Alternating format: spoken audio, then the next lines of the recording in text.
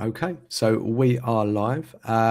Welcome to my audience, for those of you watching live and for those of you watching on the replay. So as always, I have a guest, so Nicci Take today. Nicci, my opening monologue is always the same. I've been told maybe not to do this, but for me, I don't introduce my guests because I don't think I would do the best job. So I just put it over to you. Just explain something about yourself, any background, any highlights, any lowlights, anything that you think is useful for the conversation today, for the audience to know about you, and then we jump into the conversation from there. Okay, so I used to be a salesperson, but I'm okay now. And basically, I have spent the last 30 years as a sales coach. And so I help mostly big businesses in the pitch cycle. So if you're pitching, or if you're going to spend 100 million on something, you don't talk to one potential supplier, you talk to 3, 4, or 5. What that means is if you're one of the potential suppliers, you have a 1 in 4 or 5 chance of winning the deal. And so most people, when they're pitching for work, if they're winning 1 in 3, are doing really well. And for the last 30 years, I coach people and they win 3 out of 4. And that's what I do, really. And we've been doing it for long enough that we now don't need to charge an engagement fee. So it doesn't cost anything to deal with us. You just pay us out the winnings. And so it's a no win, no fee. That's amazing. That's what we do. And I have a team of people around the world. We can drop on any deal anywhere in the world at short notice if necessary, and double or treble your chances of winning the deal, and you pay us out the proceeds. I think there's so much in that I want to dig into, but I just want to start off with this. So this idea about sales, and I think so we actually met through LinkedIn, and I think sales has always been one of those things that I've avoided because I'm nervous about it. I think there's a rejection behind it. There's a whole load of things. But in preparation for this conversation, so I've invited a lot of people, and most of them I was thinking, oh, who should I invite? Should I invite like salespeople? And I was like, no, probably like founders, people like in these companies, because they might think the same way as me. Maybe founders aren't the salespeople, but they need to understand much more about how you do business, because we obviously had this chat, I don't know, a week or 2 weeks ago now, and you blew my mind just in the way that you explain things, the way that you see things. And I always thought sales was like a volume business. But I mean, even in our conversations, just chatting on LinkedIn, you explained it wasn't about that. And then you started talking about, thinking much deeper about things. And it wasn't just, just speak to 100 people. And it was more about psychology and how people think and how they're showing up. And I thought that's so powerful. People, I mean, again, I'm not in the sales world, but I've never come across anyone that thinks the same way as you do. It seems like a completely different angle. And so is my understanding incorrect, or how do you see when you go into these companies? Do they think it's a volume business, and how do you have to correct that? Where do you start? What's your process if you want to break it down? So I think we should start by saying sales is a broad profession. Like you've got your second-hand car dealer who is trying to make a deal, close a deal, and then you've got somebody who's trying to sell a $1 billion construction project. And whilst they are both sales, right, they're not really the same thing.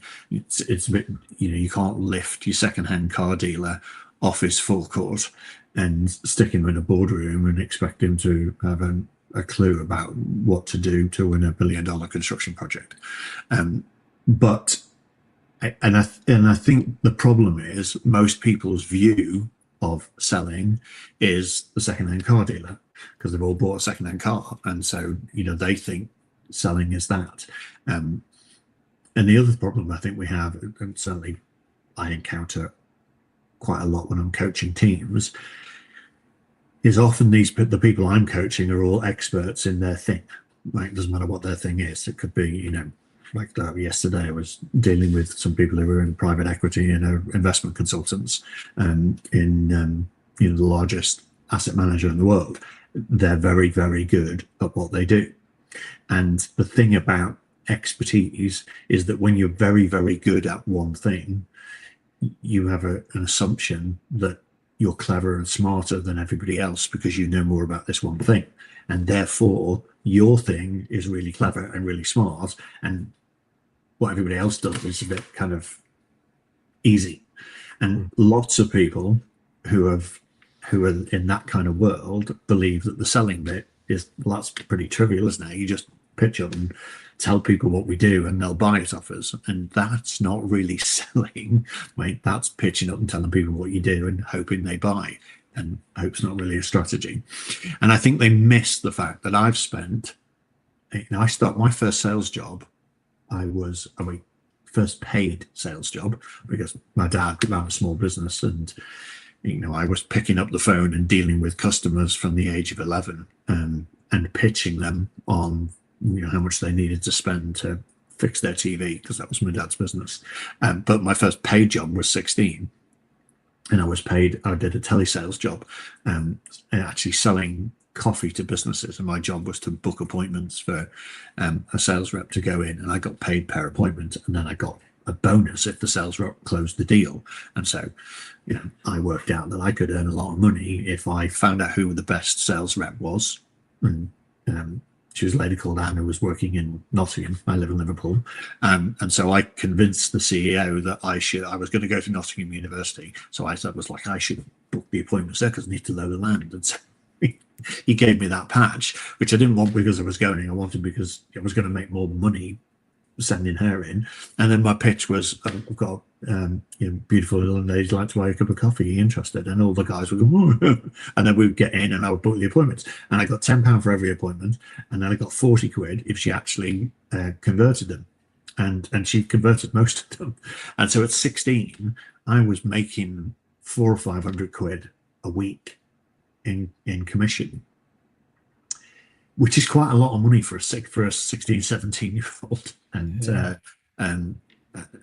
So I had a bit of a kind of gift of the gab. And then I got kicked out the RAF. I was a pilot in the RAF, a trainee pilot, and I got kicked out on medical grounds. And I went to a friend and said, what we're going to do. And he said, well, what do you want to do? I said, I want to fly fast jets. He said, well, you'll have to build a business and sell it so you've got enough money to buy one. I thought, well, that's a good idea. How do we do that? And he said, well, you need to go on the sharp end.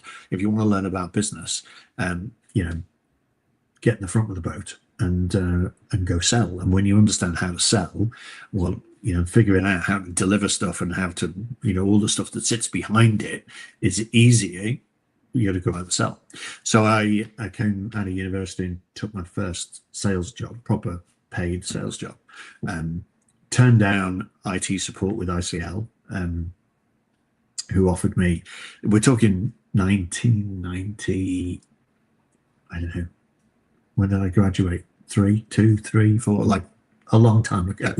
And I was offered £18,000 a year, which is a really good salary, to do Unix support for ICL. And I turned that down for £8,000 basic salary and OTE of 15.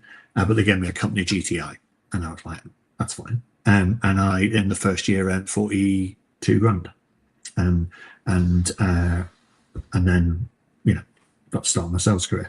And I changed jobs. Every time I nailed, how do I sell this? How do I position this? I went and did something different. So I did, point sales, computer sales to start off with, for IBM. And then I left and went and sold presentation equipment. And then I set up a channel. And then I went to Asia and sold consultancy. And then, I did, and as soon as I got to be top salesperson, I would leave. I wasn't that interested by the money. I was interested in what could I learn. And then I started M62 in 97. And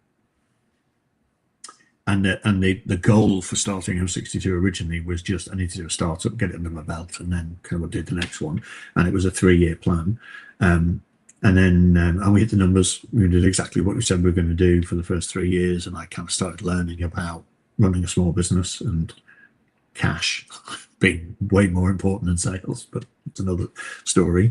And then we got to the point of 3 years where the idea was to fold it now and go do something else.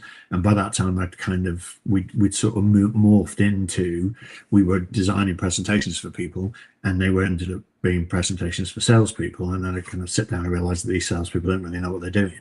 And so I ended up starting to coach people in how to put their pitch together, because they didn't know how to do it.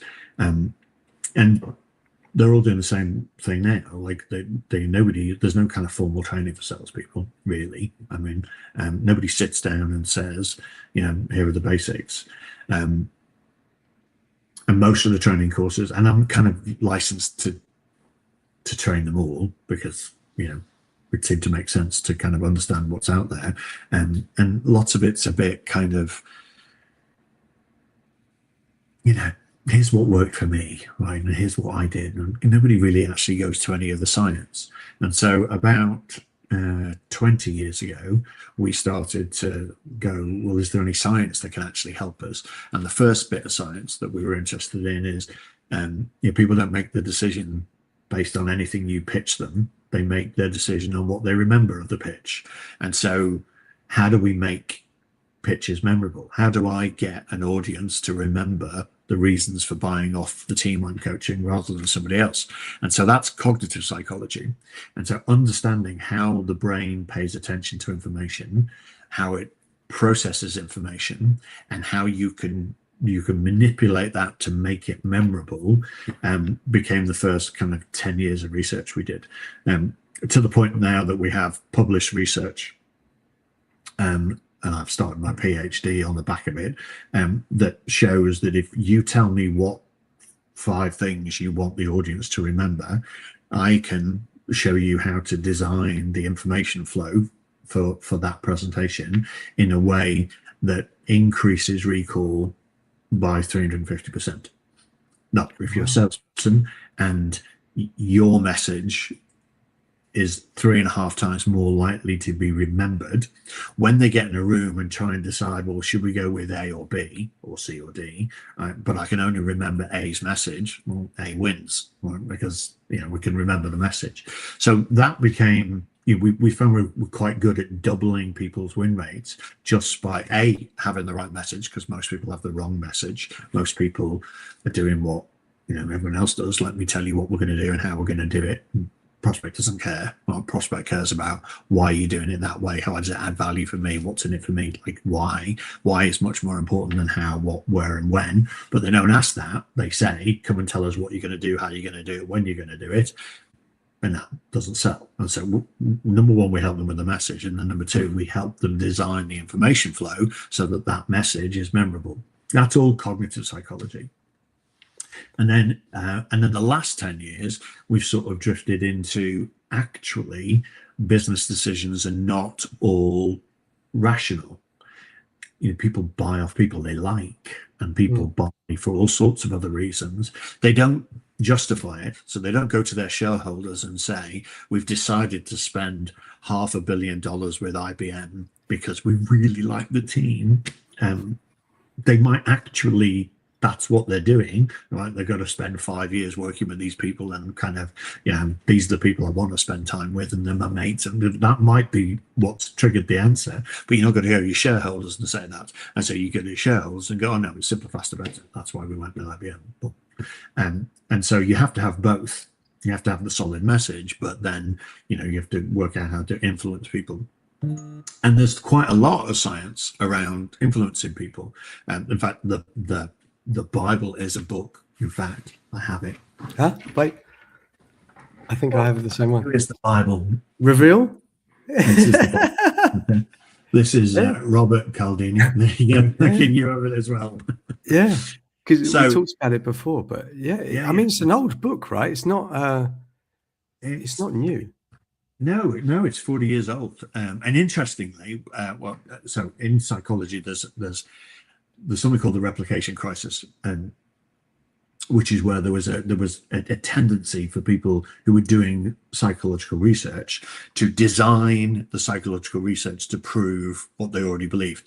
It's actually called confirmation bias. I have a whole training course about it. Like, confirmation bias is in equal parts our biggest problem, but also sometimes our biggest asset. Right? And triggering it, working out whether what we've got to do is unpick it or reinforce it, is kind of a significant part of the sales process, if you understand what you're doing.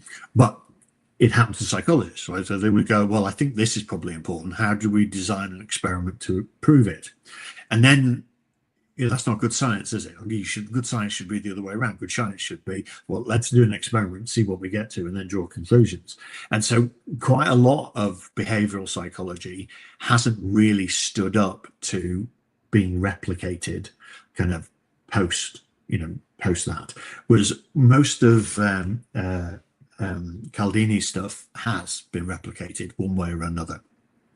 And he talks about levers of persuasion, and he has kind of 6, sometimes 7, depending on how you read it. And most of those are based on biases, cognitive biases that we know people have. Liking is kind of one.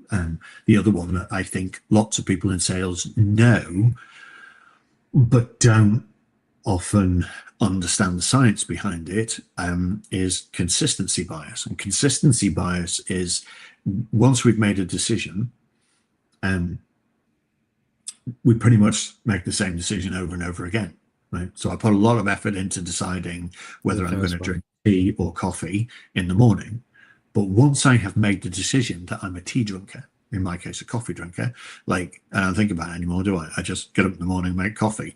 And once I've decided I don't have milk and coffee anymore, which I decided, when I went to university and had an endless supply of fresh coffee, because the coffee business that I'd worked for when I left, the MD gave me 3 years worth of fresh coffee and a free coffee machine to say thank you for how much money I'd made him. So I haven't had an instant cup of coffee for 50 years. 50 years? No, not quite that old. 45 years, something like that. Anyway, I didn't have a fridge, and so I started drinking black coffee, and so it never occurs to me to put milk in coffee, because I've already made that decision. I've stuck to it.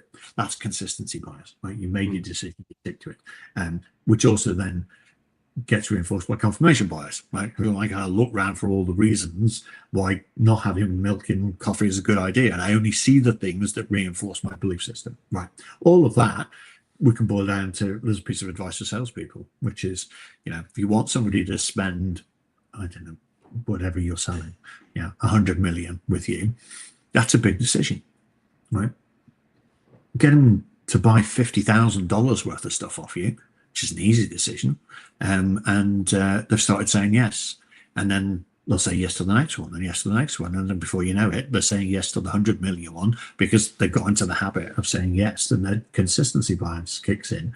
So one of the things that does is, early on in the sales cycle, try and find out what your prospect can sign off without other signatures, right? And if you know that his sign off is 50,000, well, you're going to put a deal in front of him at $49,000, so he doesn't have to get permission to sign it off. And then he said yes, and now consistency bias will kick in, and now he becomes your coach and your advocate, right? And he really wants to do it with you because he's comfortable with you and he trusts you and he built a relationship with you and he's already made that decision, and now he needs to convince himself it was the right decision, and so boom, boom, boom. And so all of that psychology, which is a kind of tiny little slither of what we actually apply when we're working with a team, that's the last 10 years worth of research. And so now we've sort of, I've read everything, every piece of research that we could use from the psychology world to work out what should we do, how do we coach a team to put the team into a place where they win. And now we're at the point where actually we could do with doing some research. And so we're striking up a partnership with University of Lancashire, where we're going to start designing research programs to go out and say, okay, well, if you present something like this, or if you pitch it like this, which which is more likely to get a sale? Like how do we influence people, and to run a series of experiments that will do it the other way around. So instead of going out and saying we think this, how do we prove it? We're going to let's do the research and then draw the conclusions and then test them. And so we're launching a program to do that, to try and put the science into it, because there's no, there's, like I said, there's lots of people who talk about it like they're experts, but actually they're not. Like they've sold a lot of stuff and it's worked for them. And the other thing is, that having spent 30 years coming in and helping people do that, it's very interesting. Founders, for example, successful entrepreneurs, founders, are usually successful because they're really good at selling themselves. And so they don't really understand that what they're doing is they're selling them. They're walking in, right, and they're blowing people away with their charisma and their understanding and their confidence, and people go, oh, this person can really help me, and so they buy the founder, right? And then the founder gets to the point where, well, somebody else needs to go out and sell this stuff, and they sit there going, it's easy, you just go out and tell them what we do, and they buy off us. Well, no, like they're not buying the thing, they're buying you, and when you're not there, they're not going to buy it, and they come back and go, well, I've got a sales team now, but they're not as good at selling it as me. Well, no, because they're selling it and you're selling you. And so I spend a lot of my time kind of having them go, well, okay, but take you out of it. Like, why do they need this thing? Well, I haven't thought about that. Like, how do we organize this so that somebody else can sell it? And then how do we teach those people to go and actually sell it when the founder's not in the room? So, the people who have sold a lot of stuff are generally not necessarily really good salespeople. They're charismatic and they're likable, and there's a little bit of research that was done. In fact, only really one person's ever done any real research into sales behavior and what sales behavior drives. The guy called Neil Rackman in the late 70s spent some time on the road with a bunch of salespeople in the States, and worked out that the highest performers were the ones that ask questions.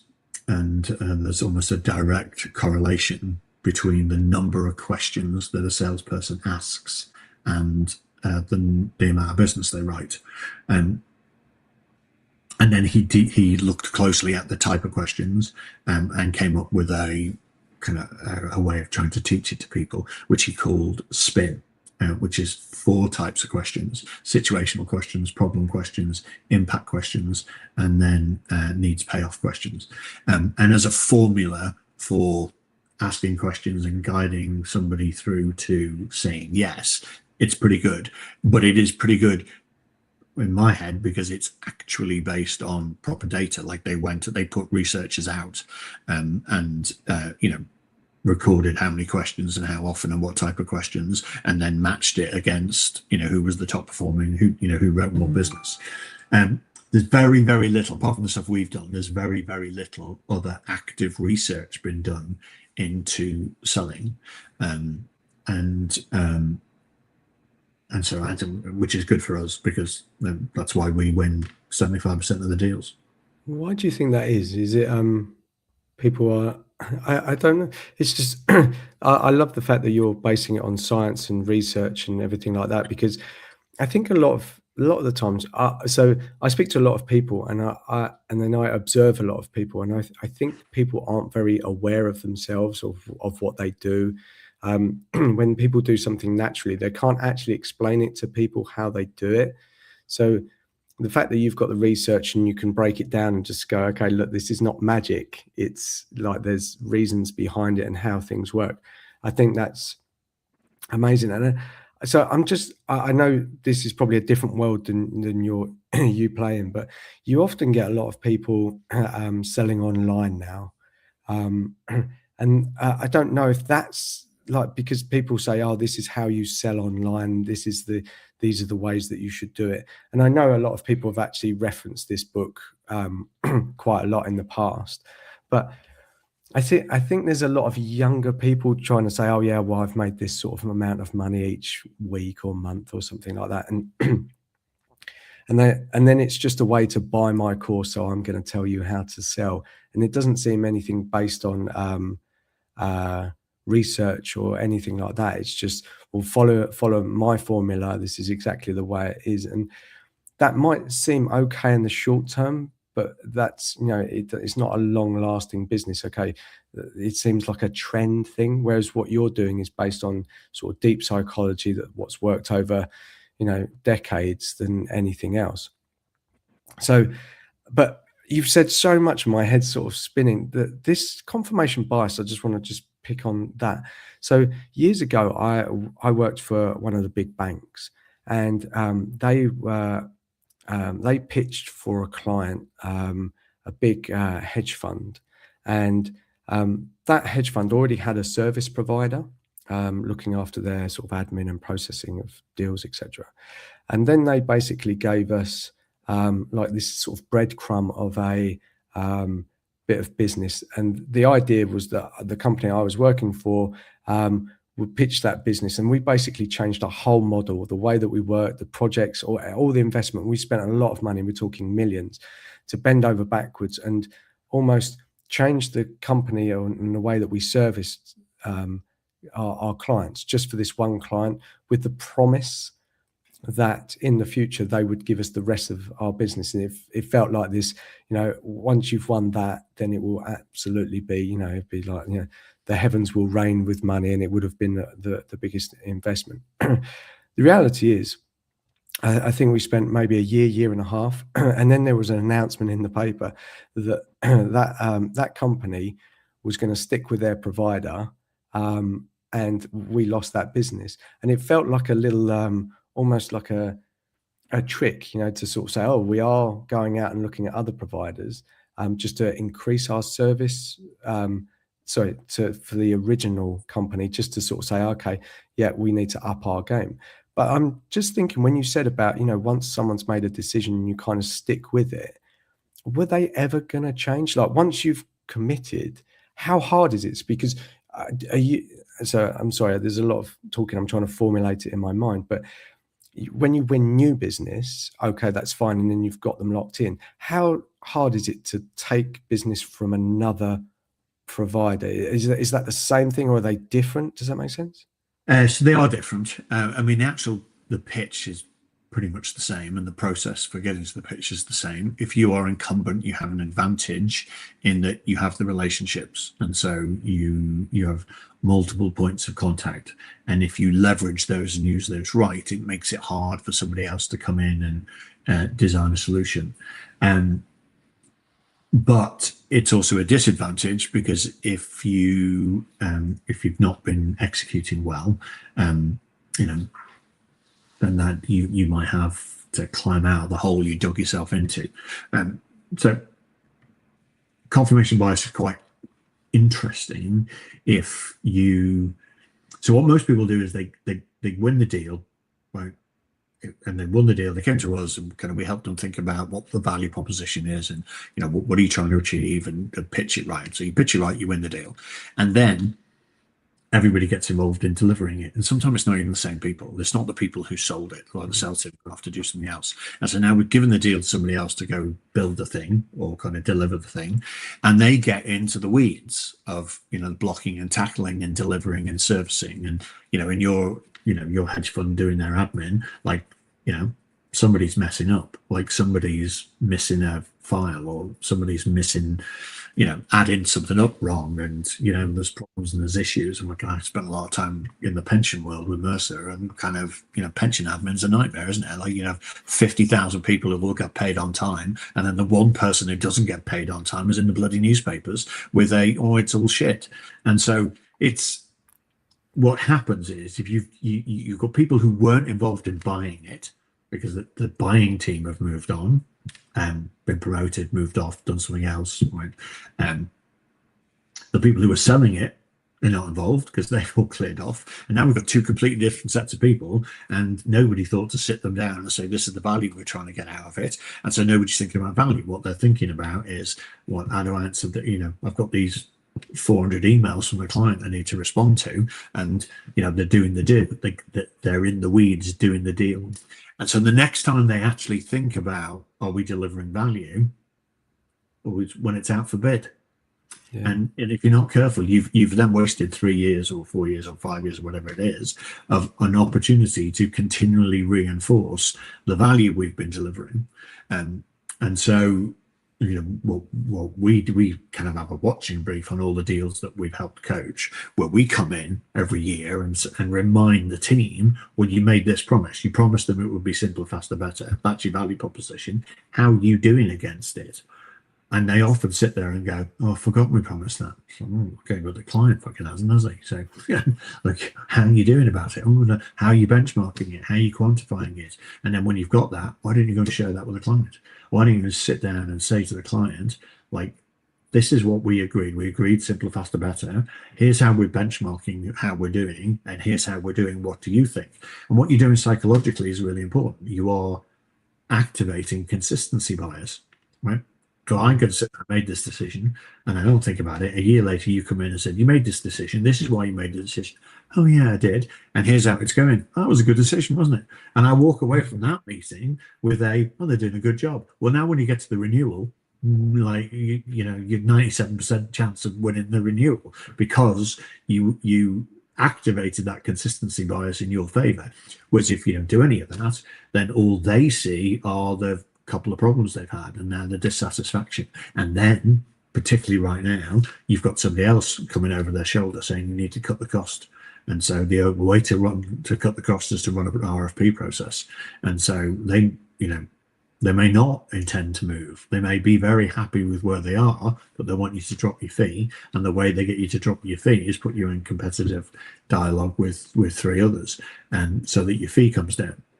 Yeah. The problem with that is that it gives 3 others an opportunity to come in and upset the apple cart. And one of the things we're doing is, if we're on the other side, so if you're incumbent and I want to win it, and I know that you're incumbent, and I know there's no servicing issues, and I know that we only have a single point of contact and you have multiple contacts, then I know our chances of just responding to the RFP are pretty low because the incumbent has the halo effect.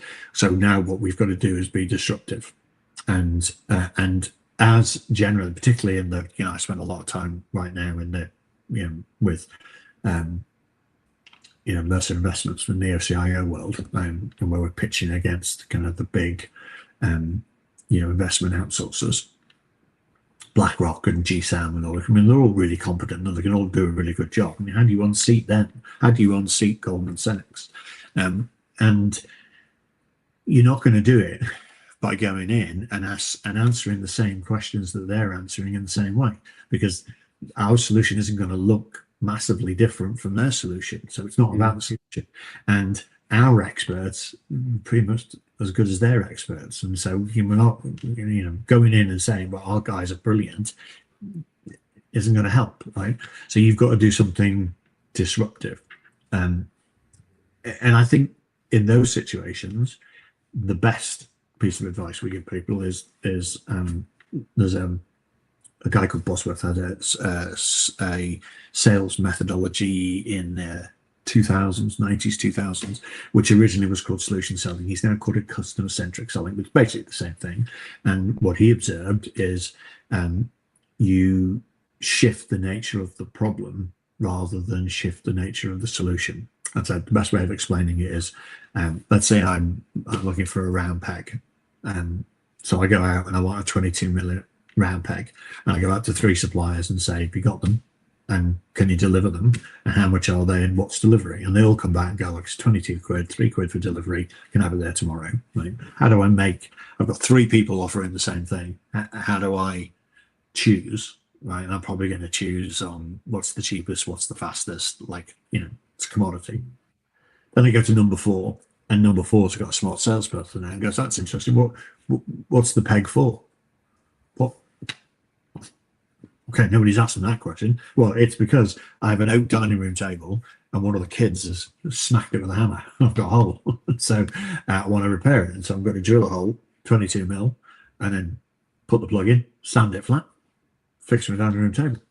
And then the sales guy goes, oh, well, that's a good idea. That'll work. The only problem with that is a round peg with nice oak grain. You'll see that. You'll see that repair. If you cut it square, not round, and lined up the edges with the grain, it would be completely invisible and it'd be a much better repair. Well, that's okay, but I don't know how to cut a square. Okay, so in order to cut a square, you need a special drill. It's called a reamer. And actually, I have a 22mm reamer bit and an oak peg that we could send it to you and be a bit more expensive, but a much better job. That sounds great. I'm going to buy that. And I'm not going to bother going to the other three who've only got round pegs and say, can you do this? And so that's solution selling in a nutshell. And the solution is ask questions, not about what do you need, which is what people do. Like I said, what are you looking for? What solution do you need? Tell me about that. No. Why do you need that? What's the underlying problem? And as soon as you shape the understanding of the problem slightly, then you have a shared ownership. You have a shared vision of what the solution looks like, and you've locked out the competitors, because now the incumbent looks like a fool because the incumbent never told you about the square peg. And he's an idiot, isn't he? So you need to come to me. And so that's disruptive. So that's how you disrupt somebody who's potentially doing a really good job and got all the relationships. You come in and you find something they've missed in the problem set, not the solution set. Can I ask you a question? Because I used to work in projects a lot of the time. So I used to be something called a business analyst. And we used to go and speak to like the stakeholders. It was normally we were going to put a system in place. And oftentimes what was the biggest challenge was people already came with the solution. They said, look, this is what we need. And there was a lot of effort and energy, just sort of, can you explain what you need? And people really had a hard time moving away from that round peg idea. They already had said, right, okay, we're going to do this. And oftentimes it was a process that they wanted to automate. So you've got probably spreadsheets and they've built it up over time, and they were really invested in, that was my work. That's how we've created. And it feels like there was a lot of ego in there.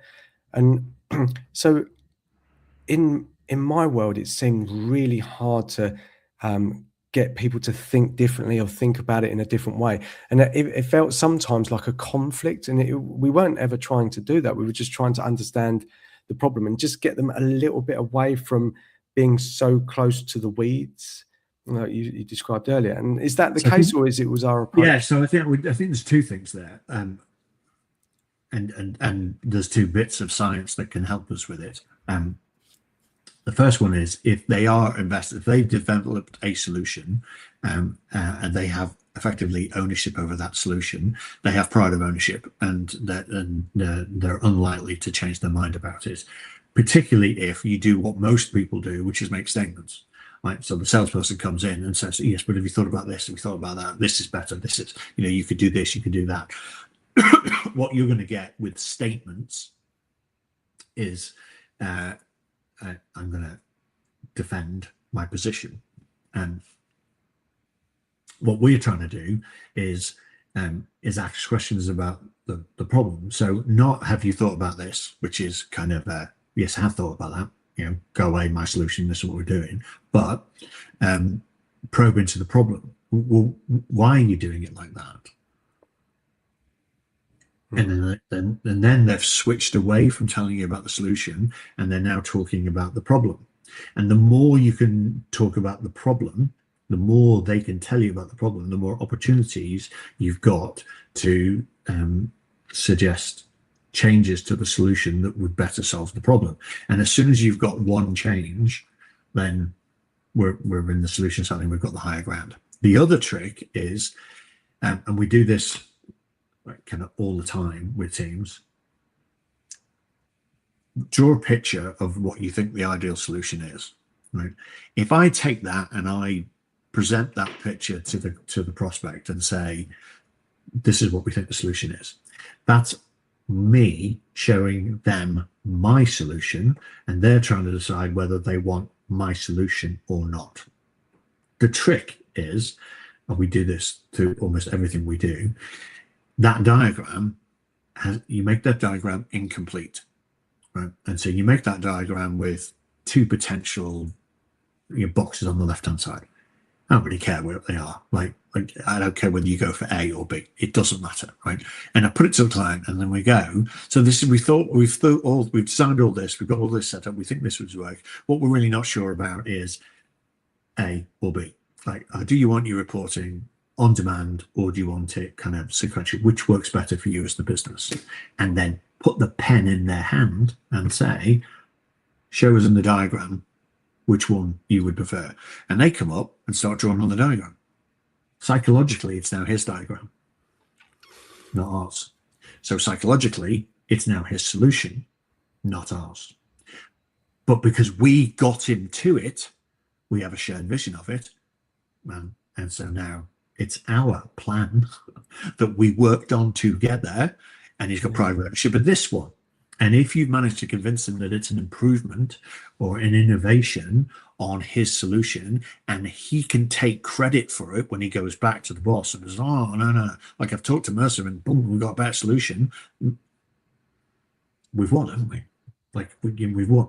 So it's all about asking questions about the problem and then trying to draw some input from the prospect onto the solution design that designs it. The other bit that I do with teams all the time is if we're at, if the client has come out and said, here's an RFP, answer this, right? So they've given us a letter of questions and we're responding, right? Our response ain't going to look any different from anybody else's. They all don't believe that, right? They all sit there and go, no, we're better than BlackRock. No, you're not. But that's not the point. You all believe you are, otherwise you'd work for BlackRock. So, but it's not true, right? But we're very good at believing things that aren't true, and a whole set of biases around that as well. So what I now need to do is shake my team out of that and go, like, it's not about that. Like, you're not smarter than anybody else, right? So we have to do something different in order to get people to change their mind. So if we're responding to the same questions and they're given us an agenda, the presentation is the same, then, and there's 5 people, then ignore the incumbent benefit, right? If they've decided that they're definitely getting rid of the incumbent and they're out to 4 other people, you've got a 1 in 4 shot, right? And all the solutions look the same, all the solutions are similar, so it's down to the team, it's down to the price, it's down to all that kind of stuff. Unless one of you comes in and goes, yeah, round pegs, it's a square peg. This is a better solution for you. And now it's binary, isn't it? It's like, do I want a round peg or a square peg? So my chances have gone from 25% chances of winning to 50% chances of winning. It doesn't mean to say I'm going to win, because it's still a 50-50.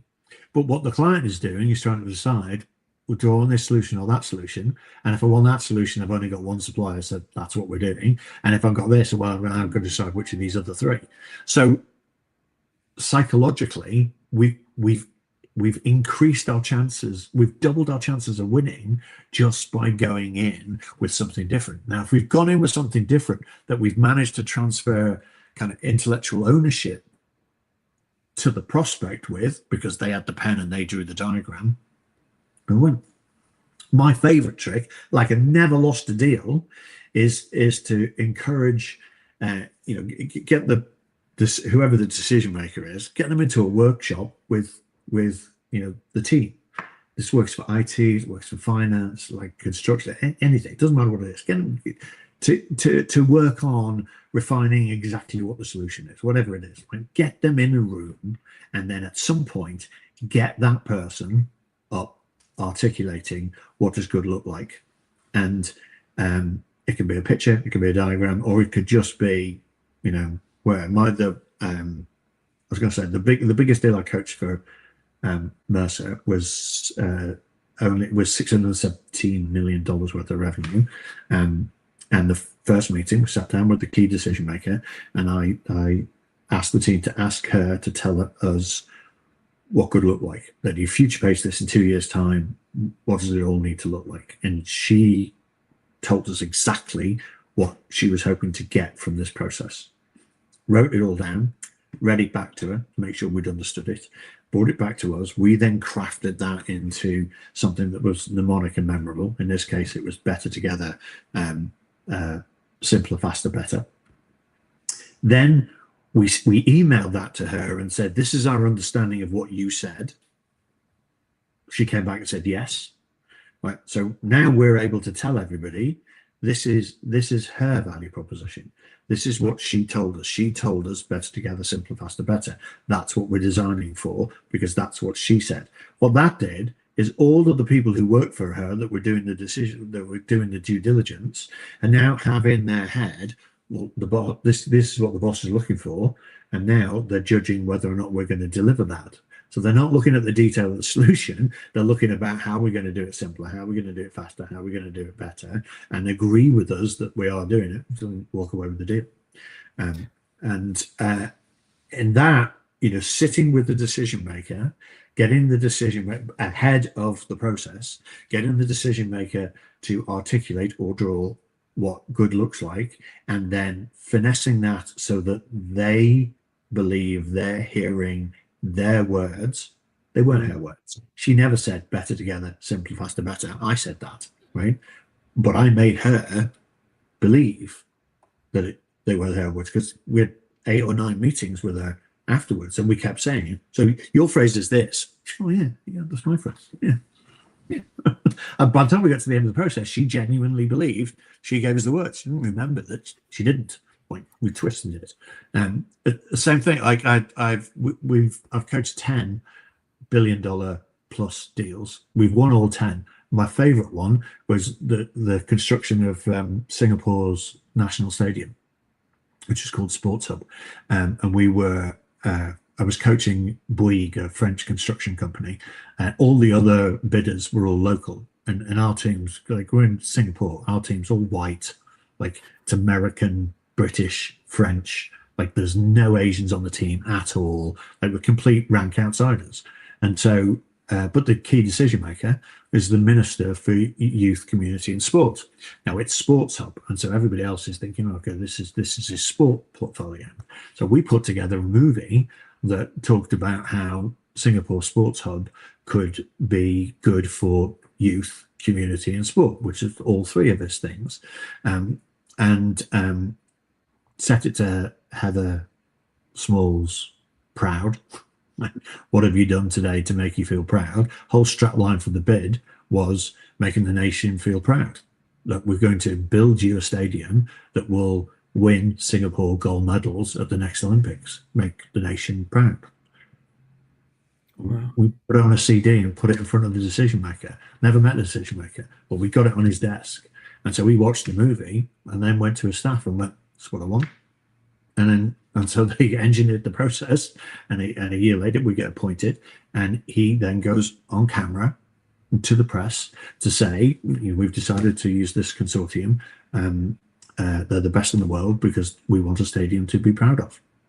I went, they're my words.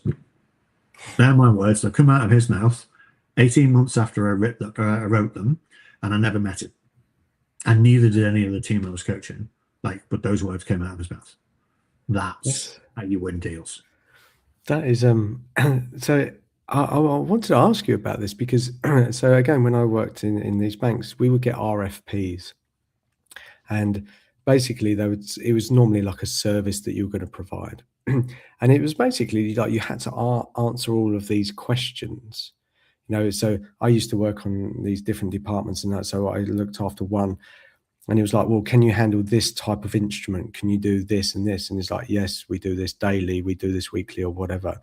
But it all felt very soulless. There never seemed any engagement. It felt like you were filling out like a very, like an application form. And I was like, and so what I used to say, you'd often get, so you'd be like the person in the weeds doing the stuff, and you get it from the manager, say, look, can you just fill out this section about this process that you do? And it was like, but I'm giving generic answers. I'm just going, yes, we can do that. But you go, but I don't know what that looks like. I'm trying to answer something that's just, and he was like, I wouldn't buy from me if I put that, and it just seemed that I don't know if it's because of where I was in at that time, but I was like, well, who's the decision maker? Get this person in, get them to like do a tour and get to know them, ask them questions, and I don't know if that process actually happens, and I don't know if I was so Well, far so, but removed from that's, but yeah, I mean, you're talking about what good salespeople should be doing. Like an unsolicited, this is fairly, and a fairly outrageous statement, but nevertheless, good advice. Unsolicited RFPs should be filed in the bin. So if the first time I know somebody is looking for a new service is because the RFP's arrived on my desk and we've got to fill it in and get it back in 24 hours, you're not winning. Somebody else is, right? Because somebody else is sitting there having convinced him he needs a square peg, right? And now procurement have come in, and procurement departments are really interesting. And when you talk to them, like they're very reluctant to admit this, but they will admit it, particularly if they've had a few drinks. Like their job is cost containment, right? The procurement department come in, and if you're spending, 100 million on something, they want to know that that they're getting 120 million dollars worth of effort. So whatever the service is, whatever the cost is, right? It could be 100,000, doesn't matter, right? They want to run a process to get that 100,000 down. So they need to have 3 people in, because you can't really run a process with 2, right? And you get 3 people in so that you have an average cost. And then when you strike the deal, you have a delta. And so the procurement people can go, well, you were spending 100,000, right? And now we've got it for 90. And so we run this process and we saved you 10. That's a return on investment for a procurement department. So we should have a procurement department, and we should run procurement for all of these and drive the cost down. And so we've set up this whole kind of business kind of unit inside big businesses who are only really interested in driving the price down. Now, in order to drive the price down, you have to compare apples with apples. And so what they're trying to do is to standardize the products and services that they're buying, so that you can't come in and go, but we've got a square peg, they've got a round peg. Well, that doesn't work for them, does it? Like, they want to commoditize it. So procurement departments are in the business of forcing you into a commodity, and salespeople are in the business of forcing you to not buy commodities, but to buy on value. And the business owner, the person who's got the business need, is sat in the middle, right? And they're doing well, we want the best service, right? The procurement said we're going to have the best price. And you end up having that bizarre kind of, conversation with them where they go, Nicci, we really want your team, but we've got to have the price that the other people gave us. And then you have to justify why you need to spend more money on us and just more value and all the rest of it.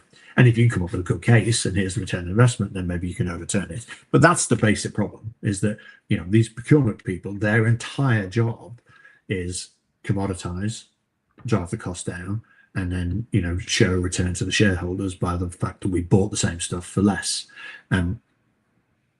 That's the game from the salesperson, is to recognize when we can influence that and when we can't. So if the RFPs come out and we've had no shaping of it and we can't meet the decision makers, we'll no bid it.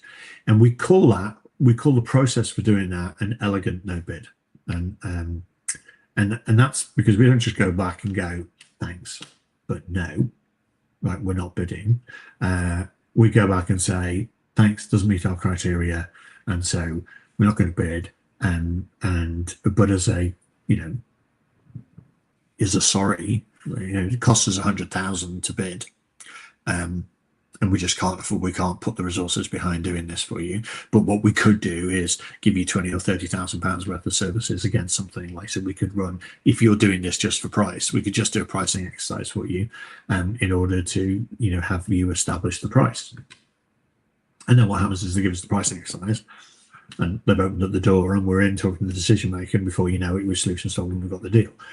So I had an example with IBM probably 15, well, actually before IBM. It was HP before they were bought. It was like maybe 20 years ago, and it was Anglo-American miners, and they came out and said, here's the RFP, and I coached the team to go back and went, oh, we don't know who you are, we don't have a relationship, we've got no chance of winning this, so thanks, we're not going to bid.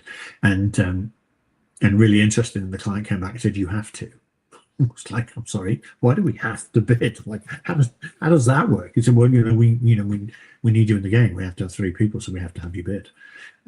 So I said to the team, well, then you have to make a condition of us bidding that we get access to the decision makers. And they were so desperate to run a process with 3 people that they said, oh, well, fine, you can meet the chief executive, meet the CIO, like come in and meet the team. And then I'm coaching the team. Well, when you go in, right, what you've got to do is change the problem. And if you change the problem, we're in. And so they went in, changed the problem, we win the deal. We win the deal. So that's an elegant no bid. But the other thing is, it's elegant because if it is a done deal, like if this is just a paper exercise because they're going to give the business to, whatever, one of the Indian pure plays, like whatever, like the deal's done, then they don't give you access. They just go, okay, thanks very much, like, and bye. Well, you haven't lost anything, because you were always going to lose the deal. Like, what you've gained is you've saved $100,000 worth of effort of getting everybody to fill out this stupid form that that is only there to benchmark the competitor. So no bidding is a real skill, and most organizations don't do it. Most organizations bid everything, but what's in their head, and I mean, I think it's probably true of lots of people who are in the sales game. Like, if you only win 3 out of 10 deals, right, but you need to win 10 deals, well, then you need to have 30 conversations, and maybe there aren't 30 conversations out there, so you have 20 conversations with real opportunities, and then you have a load of 10 fictitious rubbish opportunities that you got no chance of winning, so that when you go to management, you can say, we won 1 in 3, we've got 30 opportunities, and management go, oh, okay, no problem, right? And so it becomes a numbers game because you're shit at selling. If you actually won 7 out of 10 and you need to win 10, you need 15, you don't need 30. And so when you're stretching yourself over 30, you're not doing a good job. Whereas if you're stretching yourself over 12 and you win 75%, then you can concentrate and do a better job. And so there's that constant, you see it, like if you're on LinkedIn, like LinkedIn is absolutely full of people who want to give you lead generation, right? When I could keep going back to them going, well, what do I need leads for? Like, I'm good at selling. Like, you only need leads if you're bad at selling. Like, if you can't sell your stuff, you need to talk to 100 people to find 1 person interested, and you need 10 people who are interested to find 1 person who's going to buy, right? Well, then your funnel needs you to have 1,000 people a month, and so you need leads. That's not because you need leads, it's because you're shit at selling, right? And it's an easy thing to automate, isn't it? Yeah, so I'm just thinking of that because in order to get good at selling, would that volume thing be like a playground to practice your selling and understand where you're falling down, or are you focusing on the wrong area? Do you really need to just look at yourself internally and see what your product or service, or understanding how you talk the language? Is it where would you spend the time if you were brand new to it all? So obviously, I'm going to tell you, I'm a coach. Like, you need coaching. I think training is where I teach you things. So, we've just talked about solution selling. So I can teach you what solution selling is. I can teach you that what you need to do is find the square peg, right? But you come out of the training course, right? And you go back to your desk, you've got 1,000 emails, and then you've got a load of people phoning up saying, can you do this, can you do that? And you're back into it, and you forget all about it. So training doesn't work, really. I'm sure it works ever, right? But in sales, you can't take your salespeople, put them on a sales course, and they come back and suddenly they're winning more business. Like, it's just, And even the salespeople will say, "Oh, well, we had a nice meal and it was a good day out of the office and it made me think." And a bit of that reflection time, like it's the Hawthorne effect. It's got, it's not fundamentally changed what they're doing and how they're doing it. So I think what you need is you need a coach. You need somebody who's going to sit there and have the conversation with you once a month, once a week, and go, "So what are you doing and why are you doing it?" And and hold you to account for the things that make a difference. And the things that, and when you get back to the way we kind of marketed this session, it's all about the questions you ask. And we don't do that. Like most salespeople think, second-hand car salesmen, like selling is about the stories you tell people. Like I have clients come up to me and go, your presentation was, we need to tell better stories to win more deals. No, you don't. You need to ask better questions, and they don't know what questions to ask. And so that's the place to start. What questions should you ask? And there's a set of questions around the solution, right? Trying around the problem statement, right? So that I can shape that. Then there's a whole set of questions that nobody bothers asking about the process, like who's making the decision, who's the decision maker, and have they got the budget? What's the process? All that kind of stuff makes a massive difference. If you know who the decision maker is, you know who to get in front of. If you get in front of the decision maker and talk about the value the project's going to deliver at the end, you win the deal. 97% close rate. When we have sat with the decision maker. Well, for that you need to know who the decision maker is, and then you need to understand the psychology. Because if I say, "Colin, can you make this decision?" particularly if you're a middle-aged straight man, you're going to sit there and go, "Yeah, of course I can make this decision." When in actual fact, it's above your pay grade, right? But in your head, it's fine. When I tell Claire, my boss, this is what we're going to do, Claire will do exactly what I tell her to do, because she always does, because you wouldn't, so that's the way it's going to work. So yes, of course I make the decision. No, you don't. Claire does. Right? So I want to get past you to Claire. How do I do that? Well, ask questions from other people. Can Colin really make this decision? Or Colin's, but no, that Claire be all over that. Oh, right, okay. And I get to Claire. I mean, there's a whole bunch of stuff early in the sales cycle that can massively change the outcome at the end by going in and asking questions. But we don't, and we have a kind of, it's kind of built into society, isn't it? Like the natural thing is people ask questions.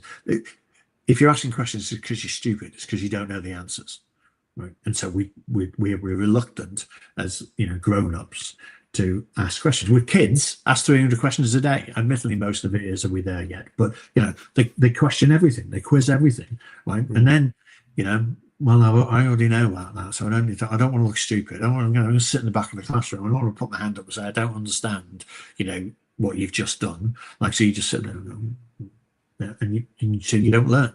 And if you don't learn, you can't sell.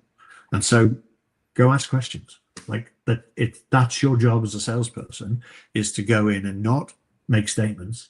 We're really good. We're the best in the industry. We're the largest. We're the fastest. We're the best. We're everywhere. Like, have I told you what we've got this IP? Have I told you we are doing amazing things with AI? Like amazing things with AI. We're at the cutting edge. Like, who gives it? Like, that's not selling, is it? Like, that's bragging. Like, it's like my favorite one is the reason people come to us is our people are the best. What utter crap. Like, what you just said is, "Well, my business only hires clever people. That's why they hired me." Oh my God, you idiot. Like, your people are not better than everybody else's people. And if you believe it, you're stupid or you're lying. Either way, I'm not buying off you. Go away. Like, you don't go in and say how great I am. You want to go in, like, it's a little bit like a date, right?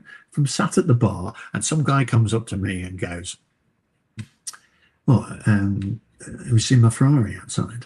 And and I've got this job and I've got that job and I do this and I do that, and oh yeah, I used to be a professional athlete." And I don't know whether I mentioned it, but I'm a bit of a wine connoisseur. I mean, he's not getting my phone number, is he?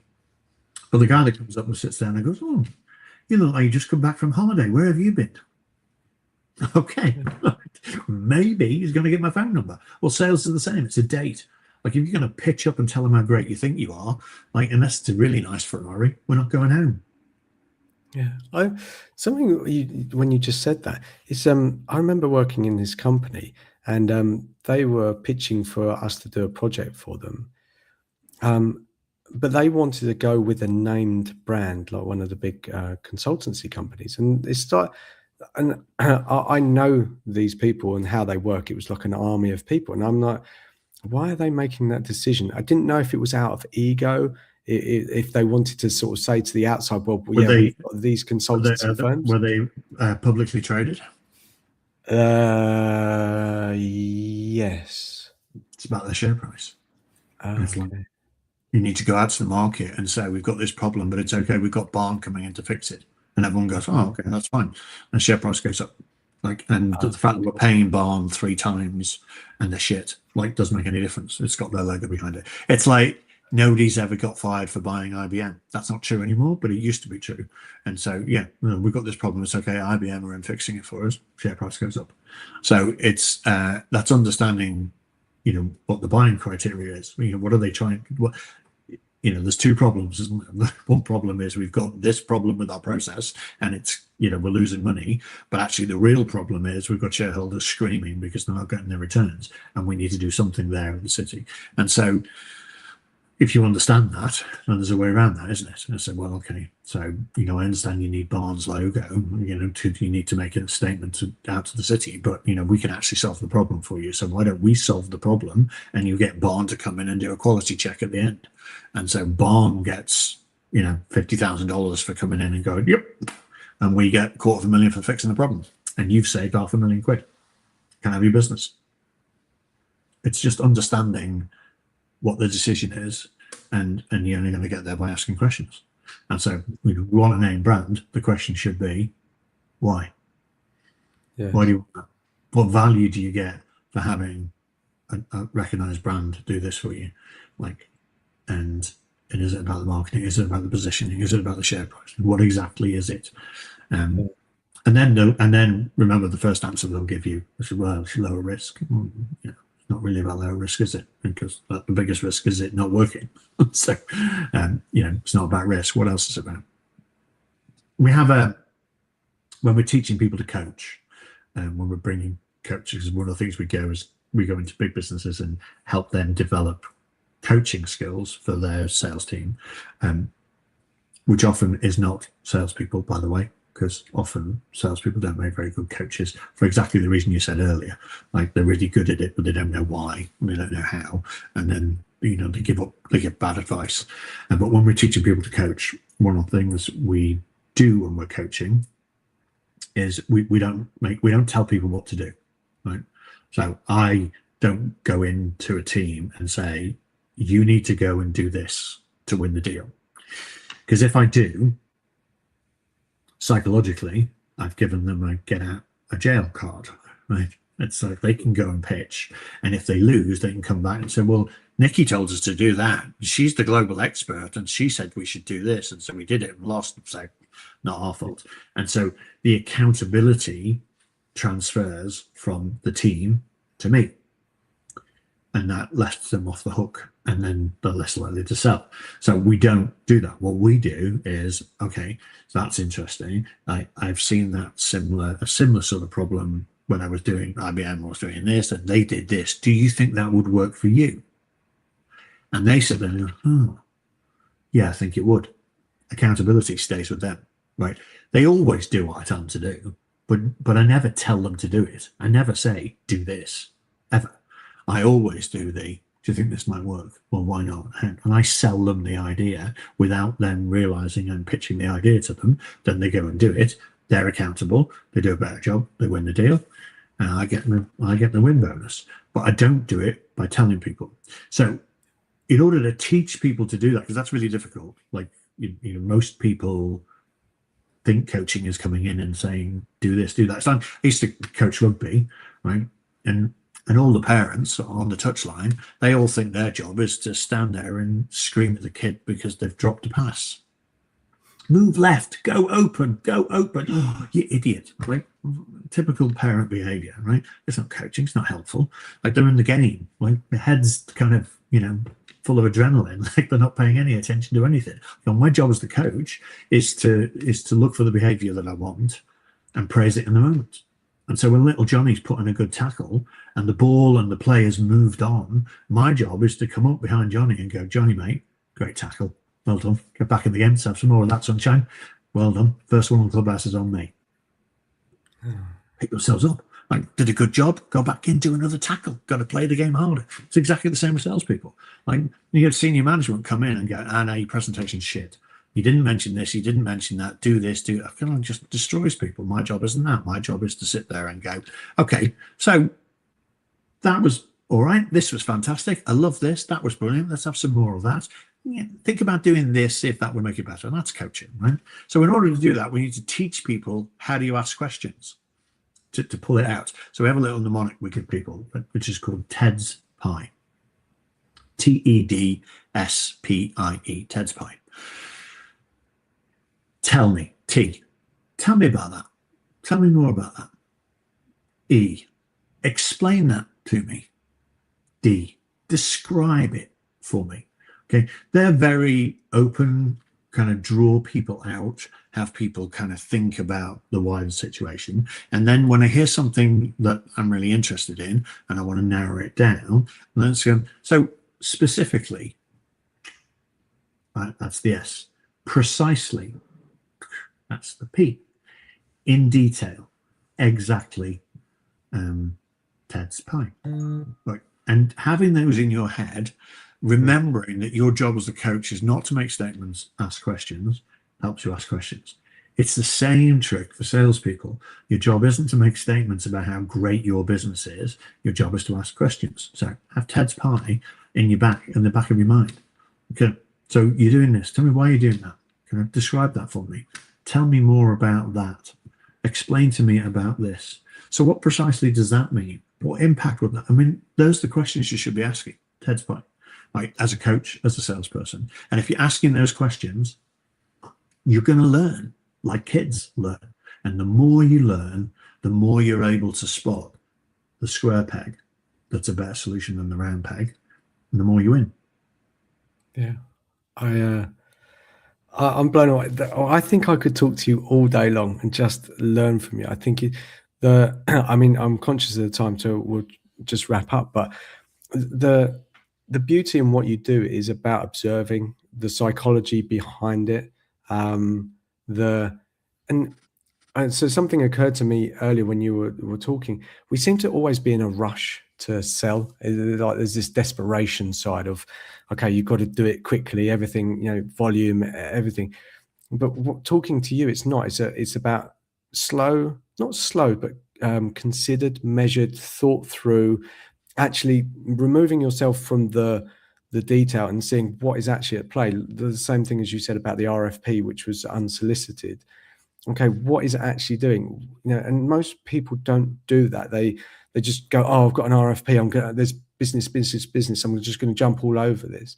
But you, by taking that, removing yourself away from it, going, oh, okay, I've got this. I'm going to spend a load of money, waste all the energy or the resources in the team just to answer a few questions that we're not going to win. Actually, just take it out and go over here and just go, okay, we can't do that, which I also think there's a psychological thing of when you say, no, I can't do it. I think there is this, it's like, it's like asking for a date. Oh, no, I can't have a date. It's the thing you want more sometimes. But that whole psychological observation, sort of intertwining all of those things, I've never seen sales. Again, I'm not in the sales world, but how well you think and integrate all of that. And I think if... So just the bit you just said there, where you say no to somebody, it makes them want it more. That's a strategy we call anti-selling. Anti-selling is probably my favorite invention. And anti-selling is where you sit with somebody and you say, I'm not sure I'm the right person to do this for you. Like, here's why you don't need me to do this for you. And what happens is they sit there and tell you all the reasons why you are the right person to do it for you. And so you switch the ownership, and instead of me pitching them, they pitch me. We said, no, we definitely need you. We go, no, but I'm stupidly expensive, and this deal is way too small, and like I really don't think we should do it. And they'll sit there and go, oh, well, we could anti-sign, like it's me saying no, and then trying to convince me that that's a mistake. So, Yeah, it's genius. psychology. Yeah. Like I say, I think I could listen to you all day long and talk to you. I'd love to do a round two at some point because there's so many questions. But and I know there's no need for you to do this. I know that you're busy. I know but I'm so grateful for you showing up for me, explaining this stuff. It makes me so much more interested in sales. Because I thought it was a world that it was like you say, the car salesperson sort of world. But now I'm more interested than ever just about that psychology and how it works, and asking questions and how that is. So, and I'm sure there's a lot of people watching this or watch it on the replay, and I hope that reframes it for those people. And there's so many concepts and wisdom, and obviously you're excellent at what you do. But I hope that helps people reframe some of those concepts and really rethink how those things fit together, and just the business as general. Because I could talk again all day long, but you talked about the sales and then almost like the back end. In my experience, I've worked with providers, and these two don't talk, but it's you need these connection. You need to go back, and you've spent all this time up front, all this energy, and then it's just like you just let that go, and you go, no, just keep coming back, and there's so many tips and tricks, and it's just not tips and tricks. It sounds. I had a conversation with somebody probably 25 years ago, and they were in at the time Bayer Diagnostics, which is the company was making machines that do blood tests in labs, right? And the head of development, where it was developing new assays and developing new uses, sat down with me and said, "Nicci, you help us kind of figure out the value proposition for why people buy this stuff." Like, yeah. He said, "Do you think maybe there's an opportunity for us to use the value proposition to help drive the research and development?" And here's my coach response: "I don't know. What do you think?" And then, sure enough, he wrote a book about it, and now he's CEO of some big diagnostics company, because he worked out that if you think about why people are going to buy stuff off you when you're developing it, people buy it off you. Like, it's not rocket science, really, is it? Like, if you connect the dots all the way through, I'm going to develop this, and this is why this person's going to buy it. Like, business works, doesn't it? But we don't do that, because the R&D sit in a little pot in, some weird lab in the middle of nowhere, kind of, developing stuff without thinking about why people would need it. Okay. That's, Ogilvy famously said, management should not be expected to accept an idea unless it's presented to them by a salesperson. And most people read that sentence as you have to sell ideas to management. But I don't think he meant that. I think what he meant was, if the salesperson can't figure out why this is important, it's not. Okay. And I just think that's a sound piece of advice for any business. Doesn't matter whether you're a one-person operator or whether you've got, 125,000 people like, Marshall McLennan. Like, if you don't know, if you haven't got somebody in the business who can tell you why what you're doing is important to somebody who's paying the bill, it's not important. Yeah. I think that in its own statement, I think, having worked in so many companies, there's so much noise and so much stuff that we do that isn't important. I think not just from the selling point of view, but it's just we sort of grow fat, and we take on all this stuff. Most of it could be trimmed away. It's it's legacy stuff, and very powerful, very powerful. Right, well, happy to come back and do another one. As you can tell, being from Liverpool, I talk for England. It was amazing. You're definitely on my list of coming back. And again, thank you for the time. Thank you for just explaining it in such a beautiful way. And like I say, I could listen to you all day long. And yeah, it was amazing that you gave me your time. I do really, really appreciate it. I know you're not looking for business, but if people want to find out more about you, where should they go? Should they go LinkedIn, or should they go to M62? Where's the best place? Either. Yeah, you can get me on LinkedIn, or unless what you're interested in is my stand-up, in which case it's not on LinkedIn. You can Google corporate drag queen and come and see me at the Edinburgh Fringe. Oh, yeah. So you're going, when is that? August next year you go? August 27th next one. I've done two. I did 2016, 2017. So I thought I'd wait and do 2027. I'm going to do a new show, which I'm in the middle of writing, called Translate, because I transitioned late and I want to tell dirty jokes. So translate. And then I'm going to translate the stupid things men say and explain them to the ladies. Nice. So if you Google corporate drag queen, that'll take you to my NicciTake.com will take you to everything, but corporate drag queen will take you to my social media posts, and you see all my comedy and my stand-up and all of the more interesting stuff. Okay. So I repost this on LinkedIn, and I'll just copy and put all of those in the repost so people can easily find you as well. But yeah, amazing. Again, thank you so much. I really, really appreciate the conversation. You've given me a lot to think about. So yeah, I really appreciate it. All right, thanks for the time, Phil. All right, thanks, Nicci. Take care. Bye.